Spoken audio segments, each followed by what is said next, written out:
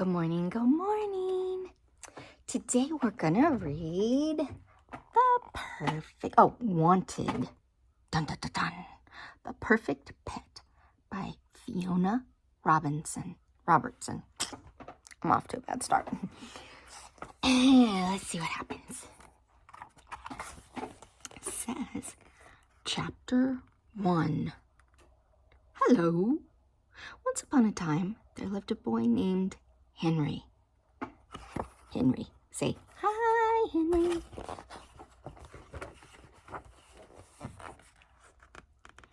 What Henry wanted more than anything else in the whole world, more than chips, more than a cowboy costume, more than an all-expenses-paid trip to the moon, more even than world peace itself, was a dog. So more than all of these things, Henry wanted a dog. I think that's a good thing. But Henry, said his mother, you already have 27 varieties of frog. Surely they are enough. Look at this. Look at all these frogs he has. He has Harry, Larry, Gary, Bob, Barry, Kent, Jeff. Who's this? Pedro? Pioro? I don't even know. Bert, Eric, Mike, Ian, Dave, Rich, Kylie, George. I can't even see that one very good. Miley. So many. But he said, no, said Henry sternly. They are boring. Gribbet, says the frog on top of him. All they do is hop and gribbet. Gribbet, said the one in the can. Hop.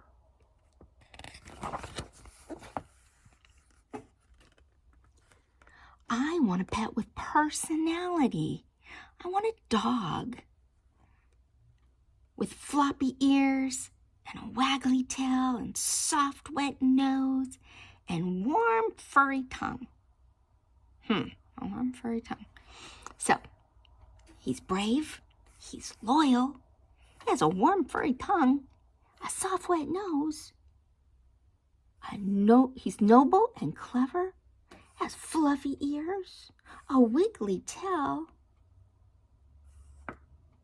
and he's house trained. A dog that can catch balls that I throw. See, he's throwing and he's catching.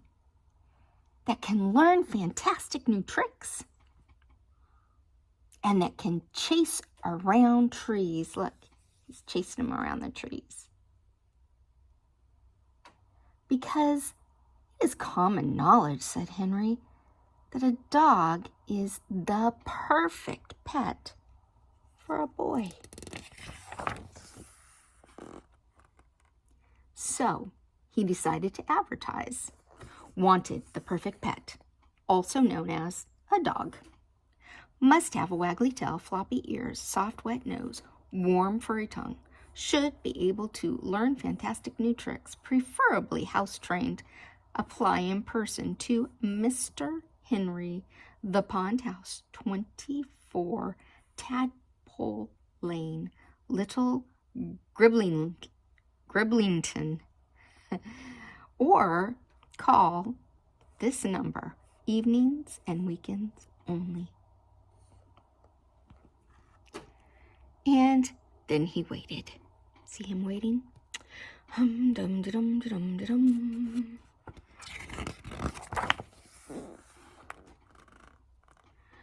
Once upon a time, there lived a duck. He didn't have a name. This is chapter 2, The Duck. He lived alone, far, far away at the top of a cold, windy hill.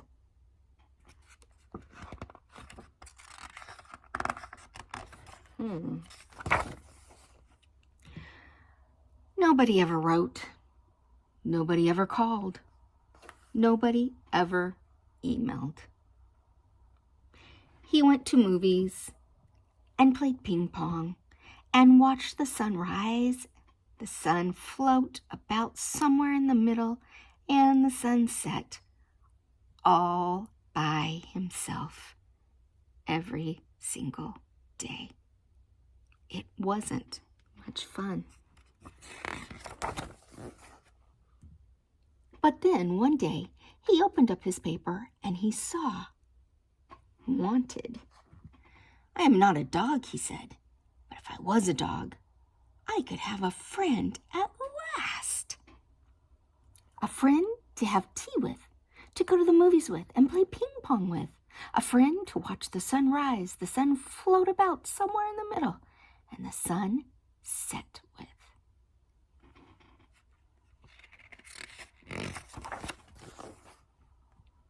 So, with a pair of old socks, an egg box, and some string, he created the perfect disguise. What do you think? Does he look like a dog? He wants a friend so much.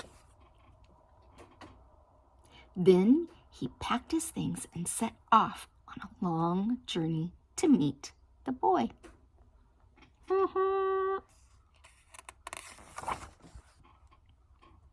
Chapter 3, The Discovery. Ding dong! A dog, yelled Henry. Woof, said the duck. See, he's got his little bags. And there's the frog going, come on now. Henry had never been so excited. The duck had never been happier.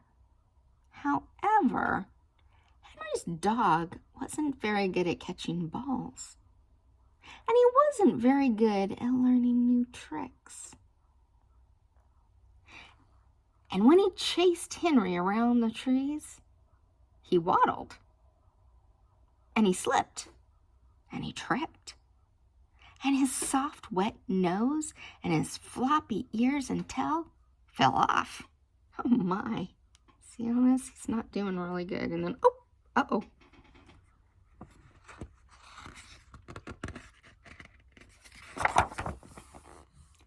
Henry was stunned.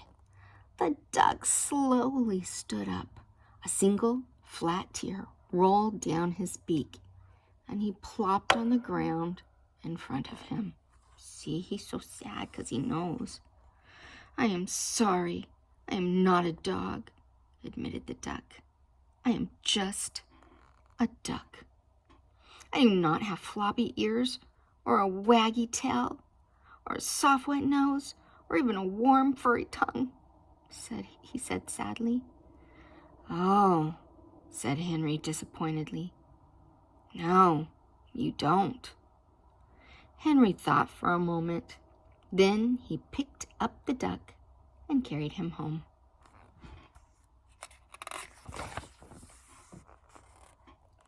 He gave the duck a nice hot bath and a cup of tea. Look at that. The duck has a duck friend. He blew dry him, see? All his little furs. He took down his enormous book of incredibly interesting things. He looked under D. And he made a list. See? They're looking together.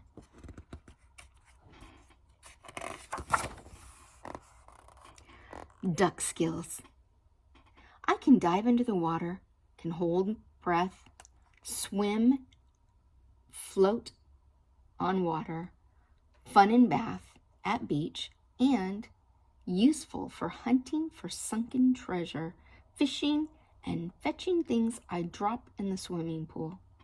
Number 2, can fly, can put on aeronautical shoe to earn extra pocket money. Also, a good skill for getting kites and frisbees and other items out of trees. And next door's garden for and for drawing maps and spying on people. Number 3, this particular duck is very good at disguises and very clever. Number 4, nest building skills, excellent for building forts and camps and tree houses and so on. Number 5, spare feathers can be used to build an Indian headdress and to tickle little sister with. Number 6, duck can talk, is rare but not unheard of. Also, won't shed fur, get dog breath, need walking or house training, won't eat homework, chew shoes or furniture, and won't pee on the carpet. Hey, this is sounding pretty good, huh? So, you might not be a dog, said Henry happily, but you are certainly not just a duck. In fact, you might just be the perfect pet for me. I think I'll call you Spot, Henry smiled. Quack, said Spot.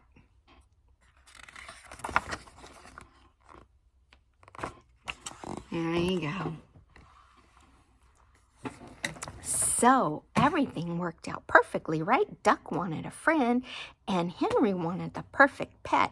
And it turns out that Duck was the perfect pet for Henry. I hope you enjoyed our story. Love you.